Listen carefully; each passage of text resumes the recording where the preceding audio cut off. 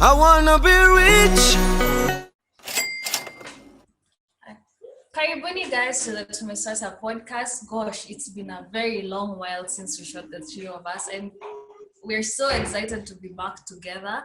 And yay, as you can see, I'm back in good shape, in good health.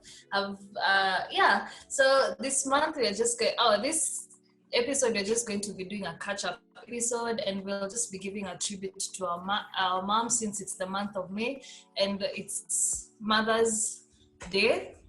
More Mother's Day is coming up rather, and you're with me, Abigael, the Disobedient budgeter. Amira, your favorite impulsive spender. And Pauline, your indecisive saver. And this is the Tume ota podcast, because indeed Tume ota lucky. Tume ota. Ding, ding.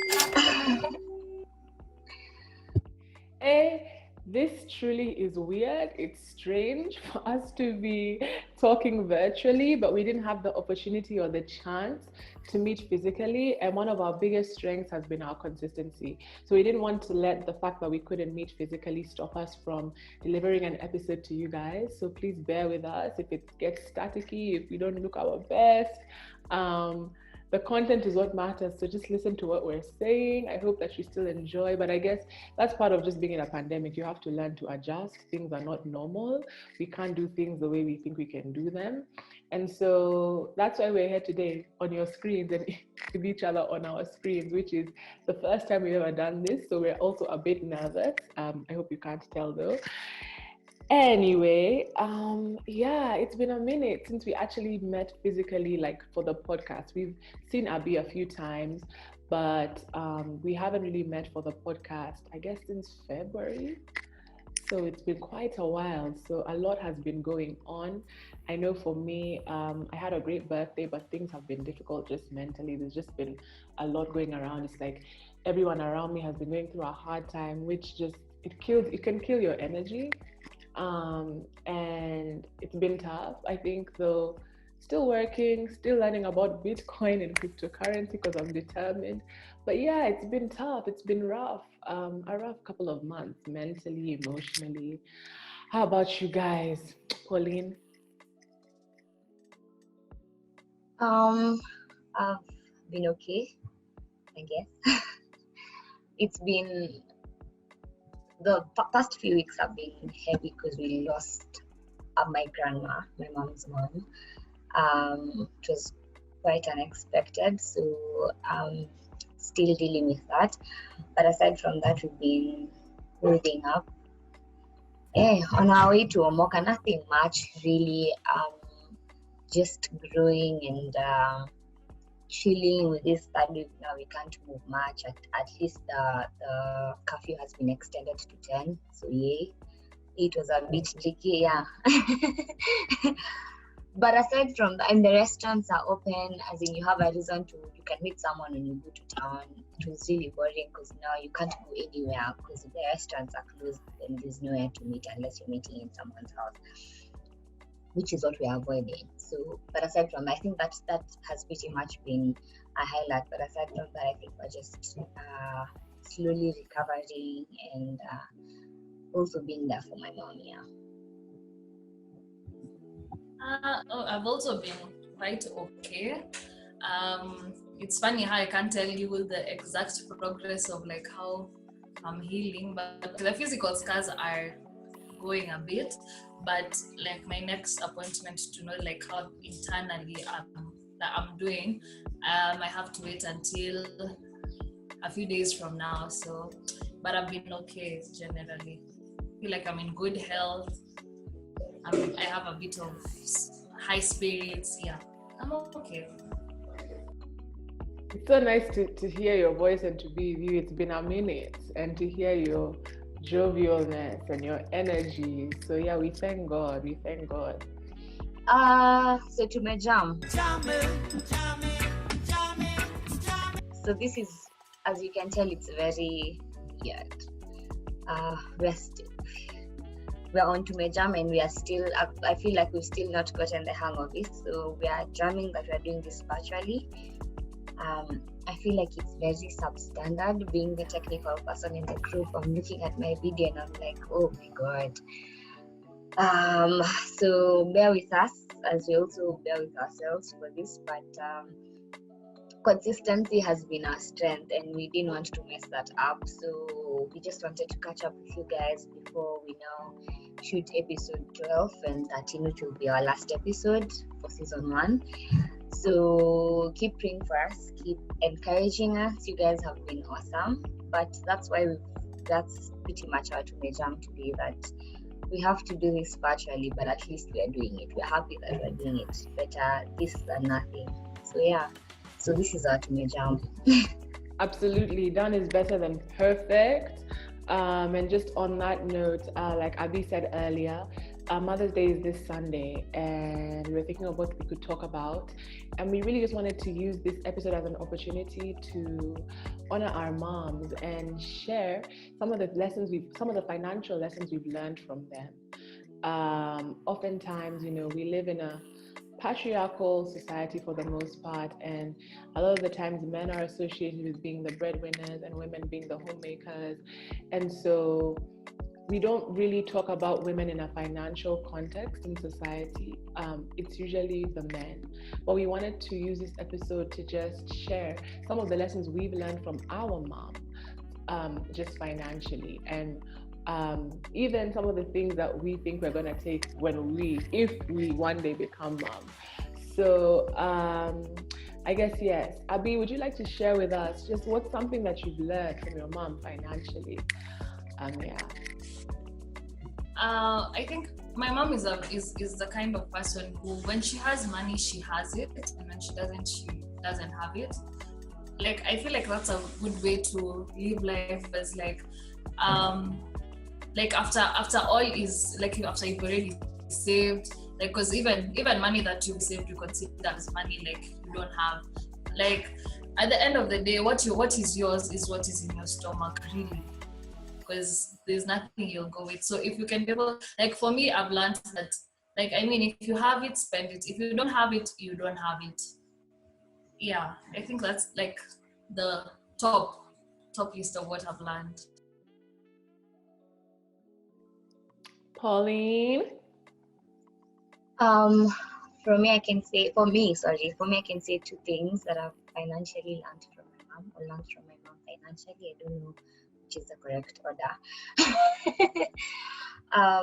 But the first thing is, like I said on, I think, episode 1, my mom introduced me to my first chama, and she taught me the importance of saving without necessarily telling me to sit down and explaining to me why it is important to save. She just told me that now that you've gotten a job, half of your salary, because you're still living in this house, you have no expenses and all those, so half of it will actually put it in this chama that I was in, but you're the one putting it up now.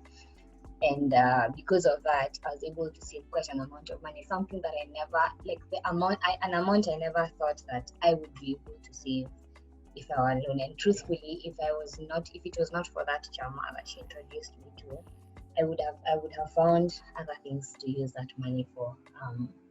So many other things that wouldn't have helped me in my life. And then the other thing is opening doors for yourself, even if you feel like the doors are closed. And this happened especially during when Corona was starting, and we had already established a business from beginning to end.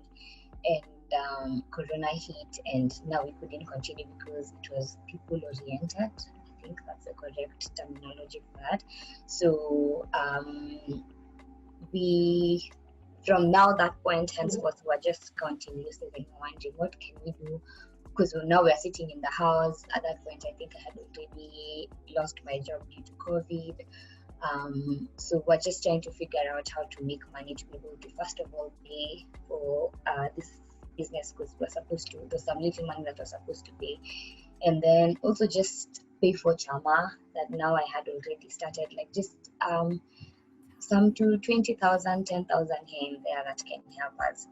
And we said we're not sitting in the house, so because people are not going to work, we decided to go to Marikiti. Now we drive to Marikiti, buy groceries, like fruits, vegetables, and whatnot. And then now, because people are afraid of like leaving the house and going to get these things, we decided not to do like door to door deliveries.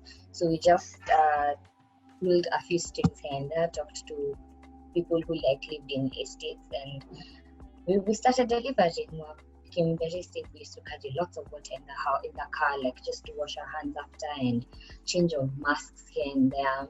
And we deliver and we'd make quite an amount of money, and we didn't have to struggle like to pay for chama and to buy these little things in the house. Like we survived basically.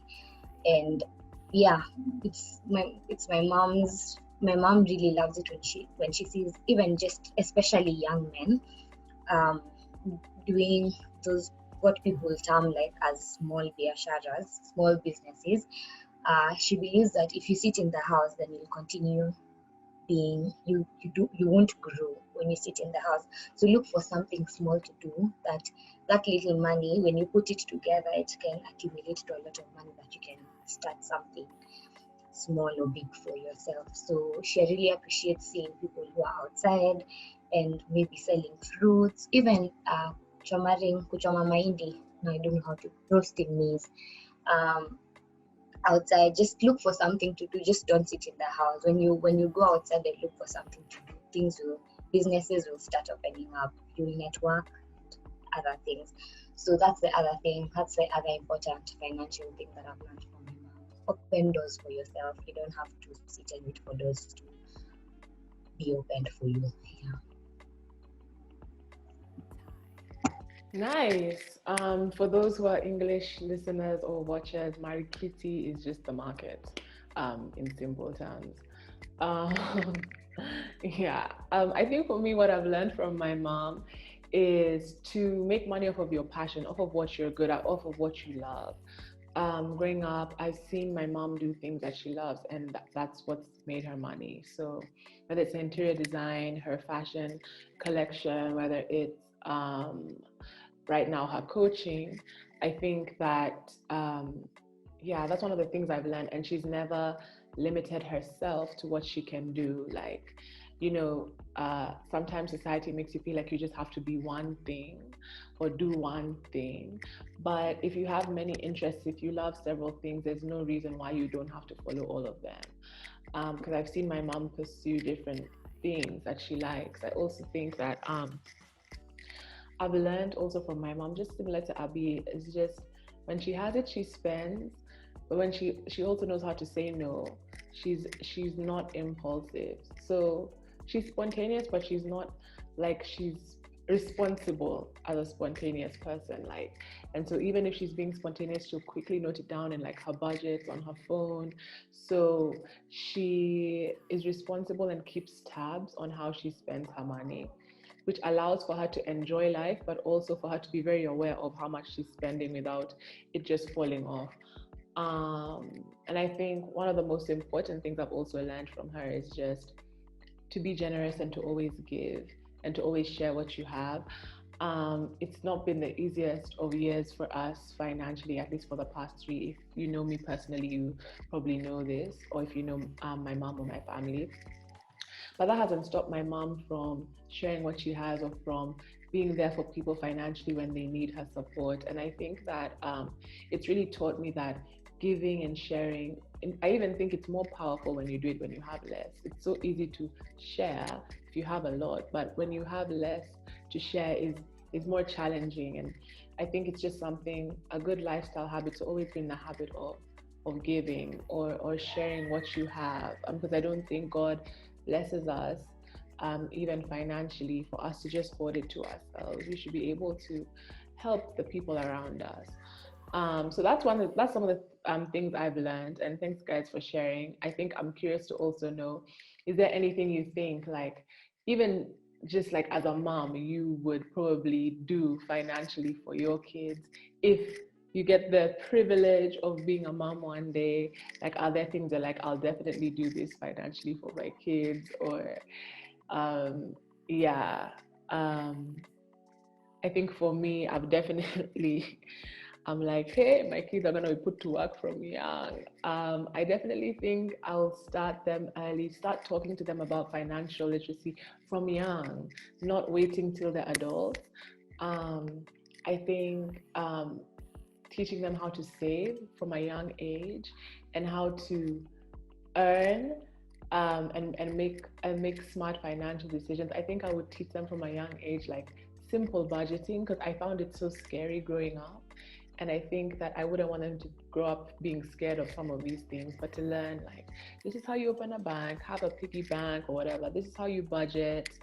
I think just teaching them about money from a younger age, not waiting like till they're my age to start like having those conversations. Not saying that my parents didn't do that, but I think I would start way younger, like way younger. Yeah. So I can say 3 things I think that I'll take from my mom when I get children, God willing. The first thing is involving my children in my business, because I know that I'll open a business. So when you put like your blood and sweat into something, you'll work hard for it not to fall.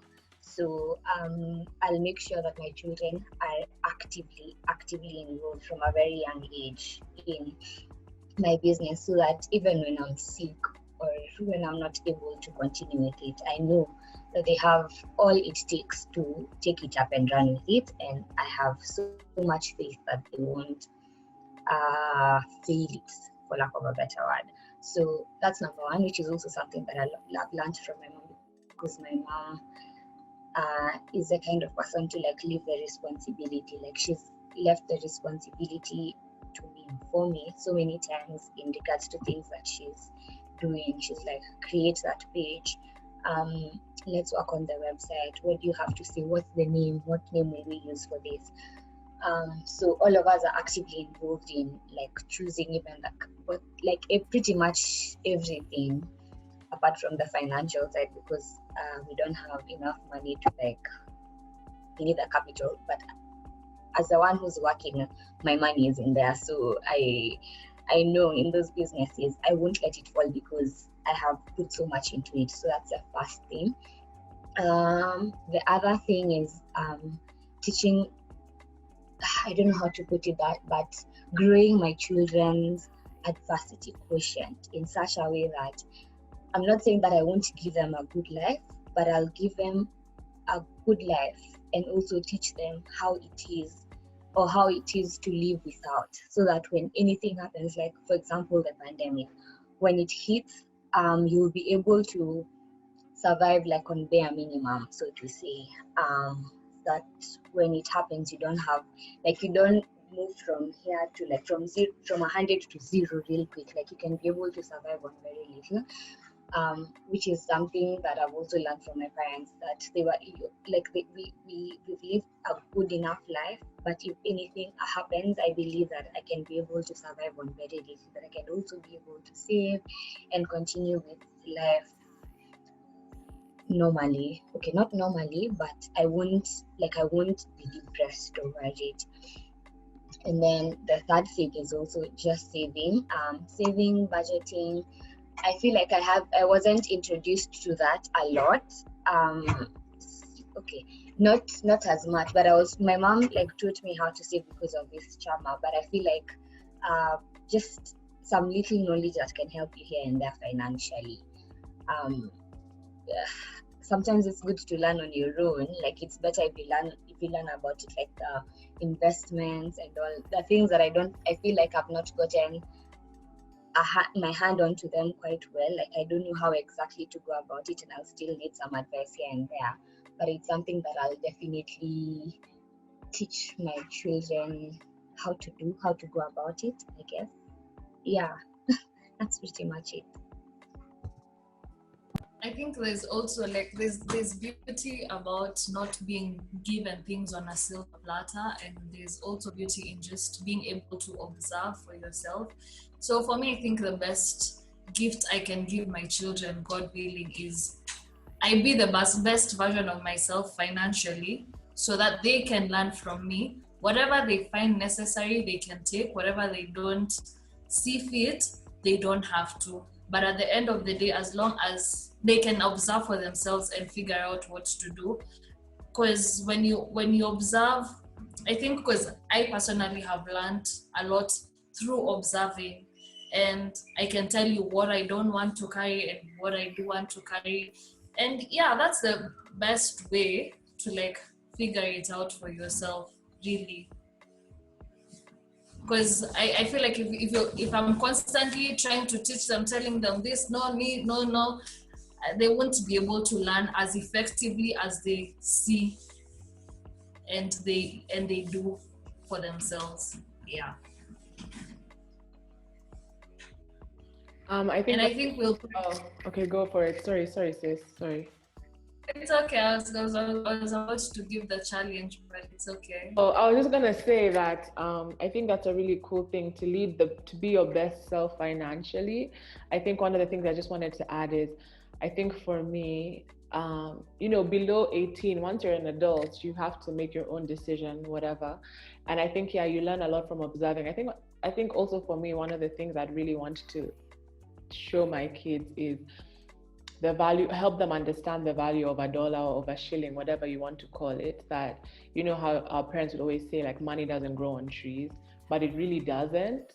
And I think when you really understand the value, you understand why, your parents don't just say yes to everything, or why they are putting money away for you and they're not just giving it to you to go and buy toys or whatever it is. So like money management and understanding like the value of money, because that's when you'll be able to work. That's when you actually want to work hard, when you do things because you understand. I think when you don't understand the value and you think it can be here today and come back, you don't work hard, you don't value things, you don't treat things as if they take sweat to get. And so I think a lot of kids these days, even I was at that one point where I didn't truly understand the value of a shilling when your parents said, I've really worked hard for this, and you're like, But now when you grow older, you're like, wow, yeah, it takes a lot to make even 100 shillings is not small money. So yeah, but back to you, Abi, for the challenge. I'm looking forward to the day when we'll have kids, if that day will come. For me, that those days are still very far off. We're talking 2030 uko, those sides, but yeah, we shall see how that goes. Anyway, over to you, Abi. All right, so being Mother's Day month, because I think it will be, people treat it's like birthdays, they treat it the whole month. So I think for us it's not something new, but for those people who never tried it, I think the best gift you can use your finances to like just bless your mom. I know we don't have a lot at this age, but it's the thought that counts. So yeah, I think we can use our finances to just bless our moms and just see the joy that comes with it.